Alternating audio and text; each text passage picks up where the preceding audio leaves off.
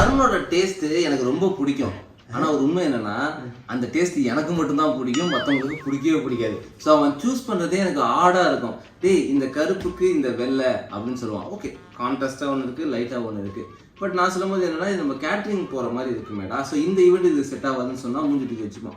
அப்போ நீயே ஒன்று சொல்லு, ஏன்ட்ட ஏன் கேட்குற அப்படிமா. நான் ஒரு கலர் எடுத்து கொடுப்பேன். அது ஆக்சுவலி பயங்கரமா இருக்கும். அது எல்லாருக்குமே பிடிச்ச மாதிரி இருக்கும்னு வச்சுக்கோங்களேன். ஆமா, அது எப்படி தெரியுமா இருக்கும்? இப்போ வந்து இன்னைக்கு வந்து அரவிந்த் வந்து இந்த கலர் எனக்கு எடுத்து கொடுக்குறான். சரின்னு இந்த நான் சட்டையை நான் போட்டுன்னு வச்சுங்களேன். ஒரு வாரம் கழிச்சு இந்த சட்டை வாஷிங் மிஷின்ல போய் துவச்சி அயன் பண்ணி திருப்பி ஒரு வாரம் கழிச்சு மேல வந்துருக்கும்.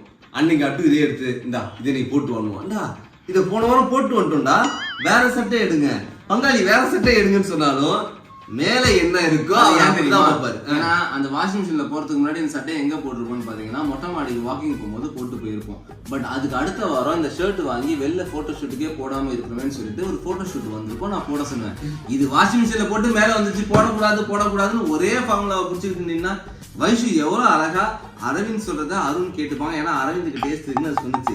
நீ ஆமான்னு ஒத்துக்கிட்டா அடுத்த டாபிக் போயிடல. அரவிந்த் சொல்றத அருண் கேட்டு போனா அருண் சொல்றத அரவிந்த் கேட்காதனால வேற வழி இல்லாம அருண் கன்வின்ஸ் ஆகி அரவிந்த் சொல்றத கேட்கற மாதிரி ஆயிடுச்சு. எந்த சாய்ஸ் வேணா எடுக்கலாம். பட் எண்ட் ஆஃப் தி அது பெட்டர் சாய்ஸா இருக்கணுங்கிறது தான் வந்து கண்டிப்பா அரவிந்த் பண்றதுதான் பெட்டர் சாய்ஸ். வேற வழி கிடையாது.